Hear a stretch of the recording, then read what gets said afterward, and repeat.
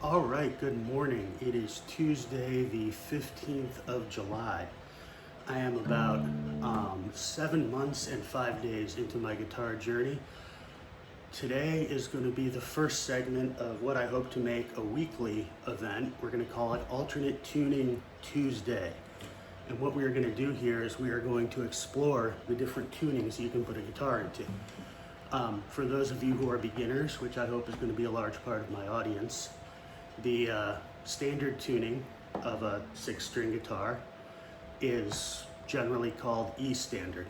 You're going to have your bottom thickest string at E, the second string down, the 5th string officially at A, third string down, officially the 4th string at D, this string here, the 3rd string from the bottom, 4th string from the top at G, this one right here at B, the second thinnest string, and the bottom or top string, depending on your perspective, the high string, the thinnest string, is also at E. So you have an E on either side and a range of tones in between. That's what we call standard tuning. Standard tuning lends itself to the keys of E, G, A, D. But there are more specialized tunings that exist in the world of guitar. One of the most popular is Open D. Open D, we'll get into this real quick, we'll make sure we're in tune. Now tunings, even though the guitar strings are usually named in ascending order, 1, 2, 3, 4, 5, 6, tunings are conventionally expressed in reverse order of that, from the thickest string down. So Open D tuning is going to be D, A, D, F sharp, A, D. People abbreviate that as DAD-FAD. There's another tuning called DAD-GAD, where that G string stays a G string, but let's make sure we're in tune here. So we're dead on D for this top string, dead on A for the 5th string, D again for this string. So that's our DAD, that's our F sharp, we're a little sharp, let's see if we can get that right. F sharp on the nose, A is a little sharp, there's A, and there's D right on the nose. Something to be mindful of if you're using alternate tunings is people talk about the strings having a memory. That's obviously figurative, but the strings do want to get back to their pitches. Obviously they don't have intention of their own, but if you have a guitar in standard tuning for a while and then you go to, say, Open D, you're going to have a tendency for those strings to get out of tune faster than they would if you just stayed in standard tuning. So it's valuable to periodically recheck this, even though I just tuned it about a half an hour ago when I was playing. So something to keep in mind. Let's talk about where this tuning sits in the world of alternate tunings. It is one of the 3 most popular, and it's easy to get them confused because they all drop this string here to D. Most popular opening tunings are Open D, which we're looking at today, Open G, and I'll explain exactly what an open tuning is in a second, which I believe is D, G, D, A, I don't know it off the top of my head. We'll cover that on another week. There's also drop D tuning, where this string here, and there's variants, but for the most part, we're talking about dropping this string here to D, and leaving the rest of the guitar mostly the same. These tunings are good for different things, but let's talk about open tunings in general. What do we mean by an open tuning? Well, if you're familiar with the concept of an open string, that's a string you haven't fretted. So if you hit the open D string, you're going to get a D. Open D tuning makes the entire guitar a D major chord. So if you just strum the strings, left hand totally not involved, that's a D major. Why would you want to play in this particular tuning instead of standard tuning if you're playing an accessible key like D? Well, because when you play D in conventional tuning, I should have had an extra guitar handy so I could demonstrate the difference. Let me grab one.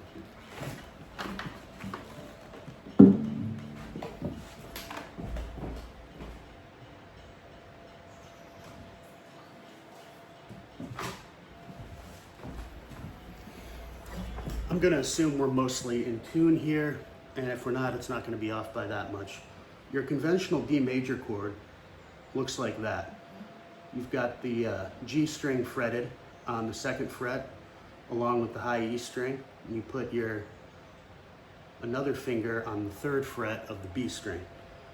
And you avoid these top 2 strings, and so that's your conventional standard tuning D chord.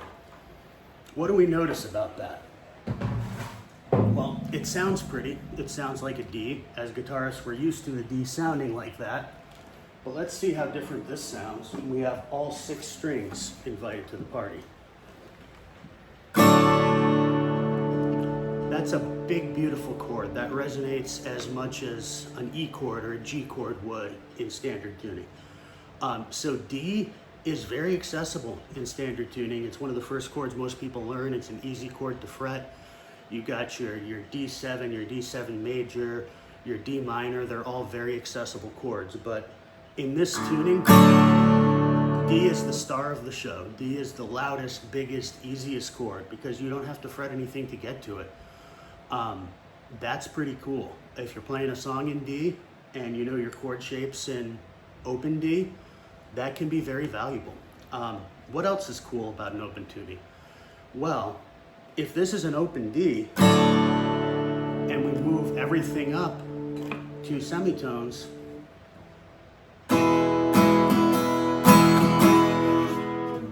that's an open E. And right here, open F. If you're a blues player, what's immediately occurring to you is if you just hit the 5th fret and the 7th fret, even with a slide, we'll talk about slides more in a minute, guess what you've got? That's your 1 chord.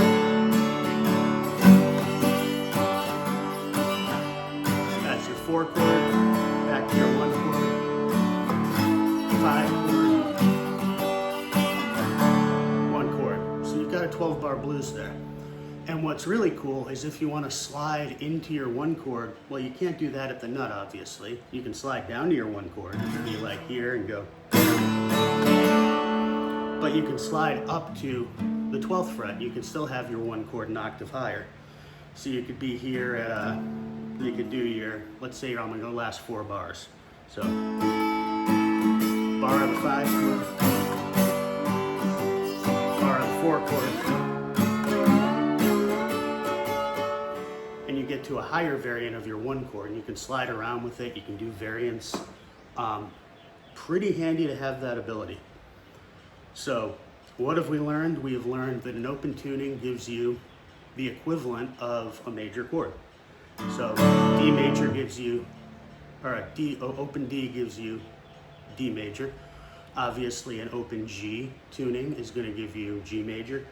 There's also minor open tuning. So if we take this F sharp string here, let's lower it.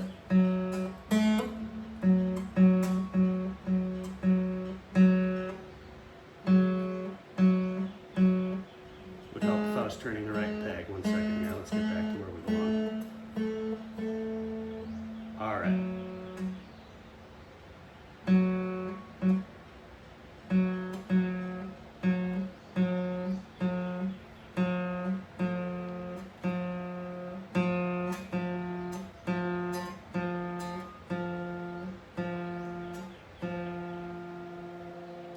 All right, so what do we get when we take a major chord and we flatten the 3rd? If you've been paying attention to your theory, you know that a minor chord is just a major chord with a flattened 3rd. So what do we have now when we strum all the strings? Beautiful D minor. So this would be open D minor tuning. We're not going to play in that too much. We might come back to that in another week, but let's get back to our standard open D.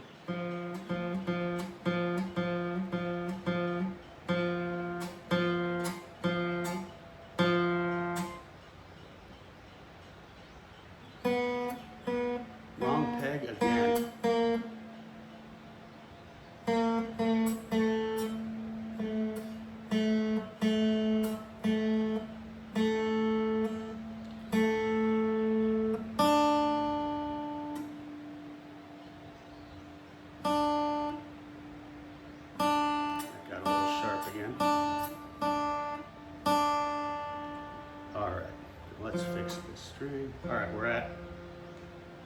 we're back at all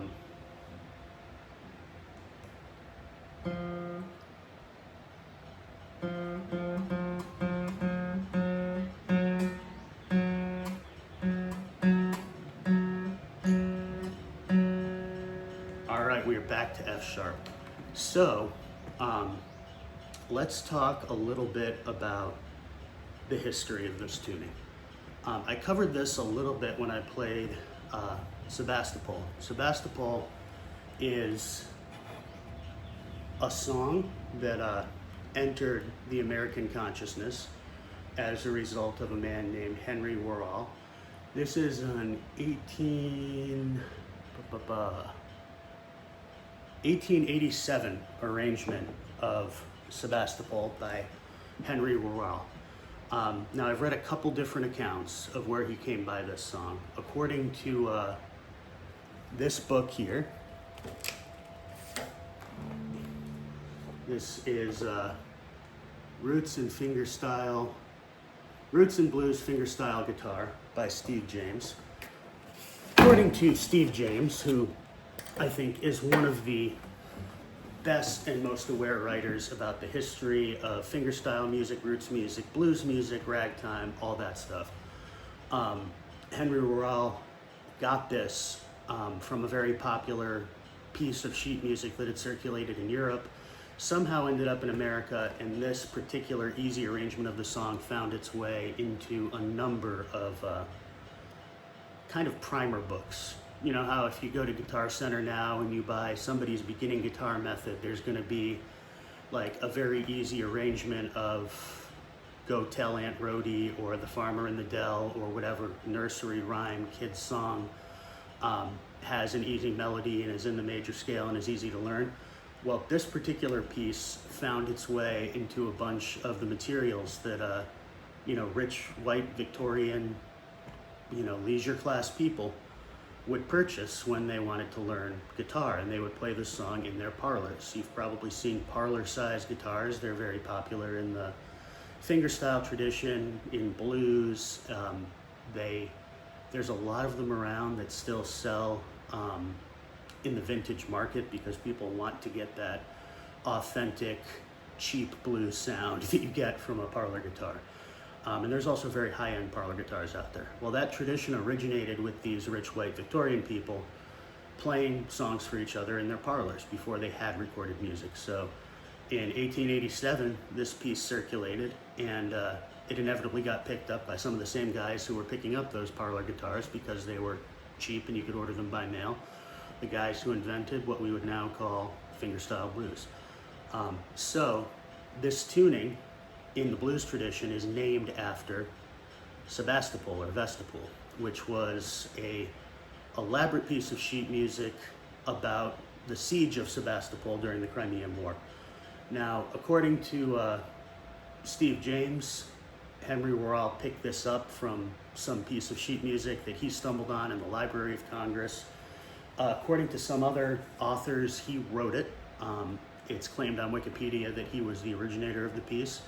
I would put a little more faith in some of these authors who are kind of historians of the tradition. But I'm going to play through this really quick. Let's see. So Sebastopol, the 1887 simple arrangement by Henry Worrall.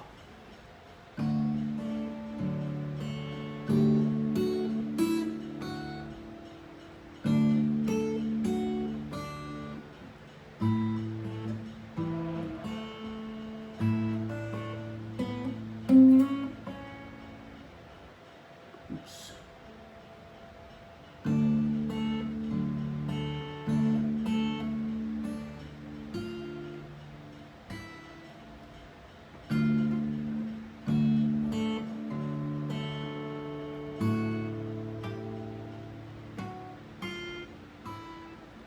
Not playing this very well today.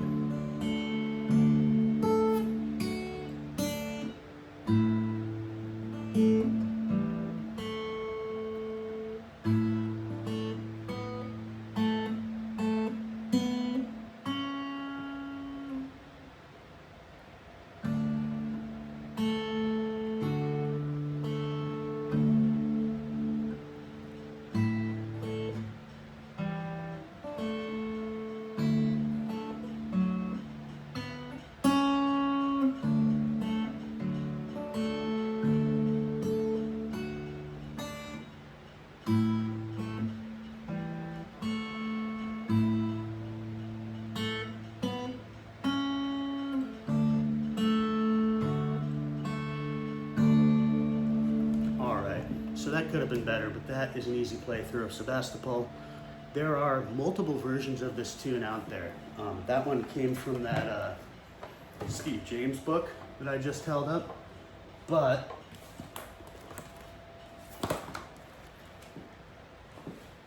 I have this book, Complete Country Blues Guitar Book by Stefan Grossman, which is kind of a anthology of things from different times and places in the fingerstyle and country blues and Delta blues tradition. He has a slightly more complicated fingerstyle arrangement in his book here. This particular arrangement is based on Elizabeth Cotton's version. That is how Grossman actually discovered this song. He heard Elizabeth Cotton play it, he looked it up, he tried different arrangements, he found old recordings. I've also got this book, The Complete Blues and Ragtime Guitar Player. This is by Russ Shipton, who's another one of these very competent authors, historians, and arrangers in this tradition. And he has a version. This is also an arrangement by Grossman. And this particular arrangement is driven by harmonics, which I don't know how to play harmonics yet. I know it has something to do with striking the string and then immediately removing the pressure over the fret. I think you're trying to create resonance with the fret. I don't really understand the principle yet, but we can talk about that another time when I've gotten better. But I've got 2 more arrangements of this song to try out once I get through that arrangement. All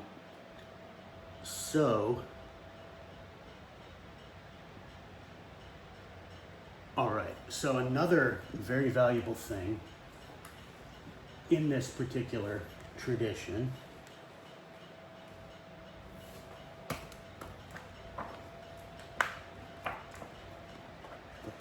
something that this tuning really lends itself to is slide playing.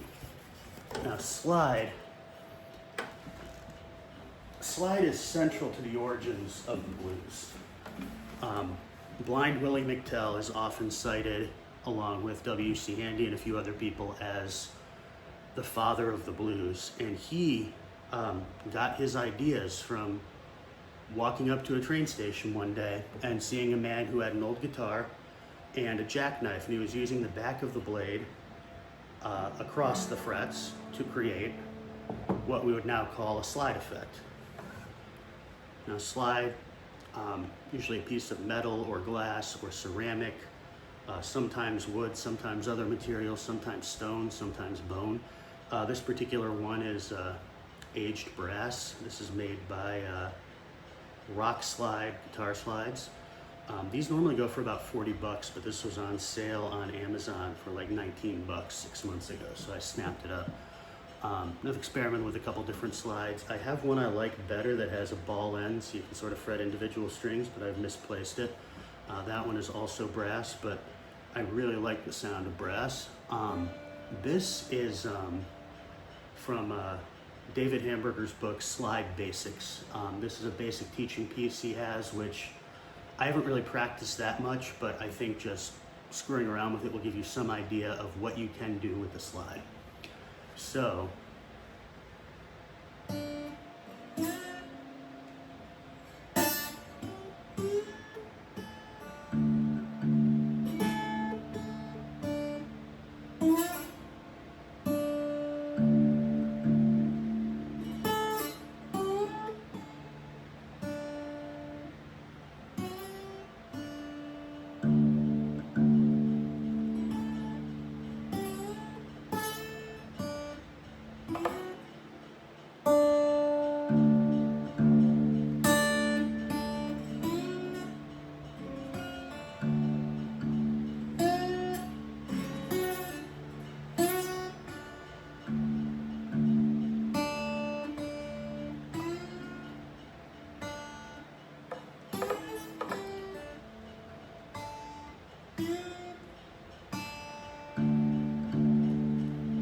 that is just a portion of a longer blues piece, but what you can see there is, in this case we're using one string, but you can also do this with an entire fret, like put this here.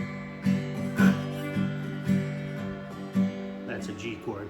But what's cool is you have this effect where if you write over the fret, you're getting whatever that note would be. Because this is a high D string and we're on the second fret, that would be an E note, but we're sliding from that E up 2 semitones to, that would be an F sharp, because there's no such thing as an E sharp. So, and then we're on a G note that slides to an A note. So if we're in D, what we're doing there is we're going to that third, the fourth, the fifth, and sort of bouncing back and forth between those important steps on the scale. Slide is a pretty cool tool. It's one I don't have a lot of practice with, but in a tuning like this, you have the tonic note and you have easy access to the third. Well, that's the second, third, fourth, fifth, and you can slide back and forth between them. That creates a really cool effect. If you don't want to hit a chord, you can hit a bass note and then slide between the third and the fifth and get, you know, the effect of a major chord. So that's something this tuning really lends itself to, that I'm going to work on more in the future. You know, in terms of basic scale shapes and stuff, I highly recommend this book right here. This is by Pete Madsen. This is called Play the Blues Like. And for the most part, it goes through certain artists and a few signature licks of theirs, but the beginning has some valuable information on open G and open D. Right here, we're on page 13. We're going to go over a couple basic scales and a couple basic chord shapes. So your D minor pentatonic, which is bread and butter if you're doing anything in D,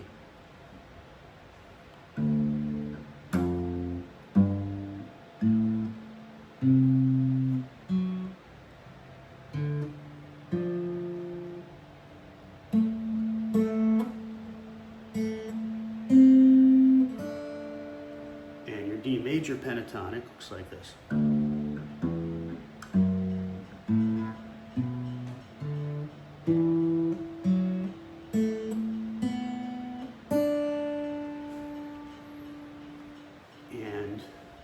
In terms of basic chord shapes, we went over open strings is a D. If you hit the third fret of your second string, that's your D7, as we went over, barring the fifth fret, gives you a G. But you also have some other shapes closer to the nut. This right here, you're on the third string on the first fret, fifth string on the second fret. That's your G add 9. You also have an open G that you can make this way. So second fret on the second and fifth strings, first fret on the third string, and avoid the high D string. That's kind of an open G. We talked about the fact that open A is right here on the 7th fret.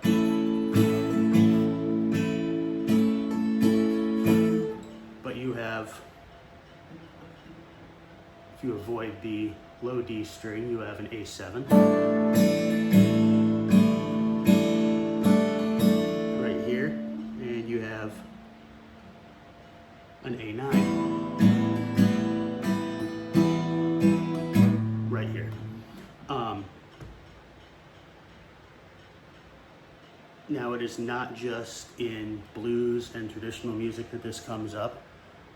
2 weeks ago in Tony's Acoustic Challenge, we worked on this tuning because we were playing She Talks to Angels by the Black Keys. I'm sure you've heard it. It's a pretty popular tune, but that uses this version of the G chord that we just went over in its main sort of chord progression. So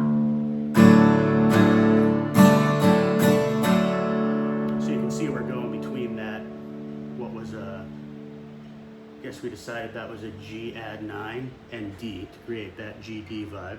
So, and another thing that's cool about Open D for popular music is you always have a harmony string available. So if you get on, this 5th string here, a lot of the riffs in She Talks to Angels rely on that. So.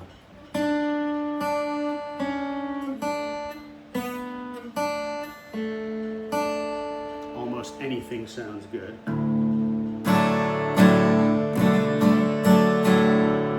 Almost anything sounds good there. You can work your way back up too.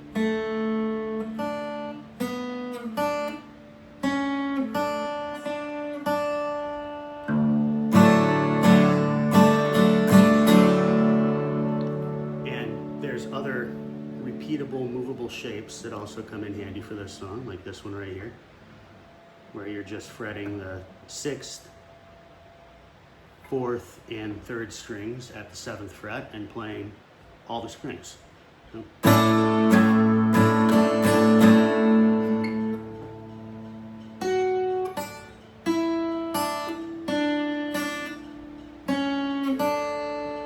Same thing at the 5th fret.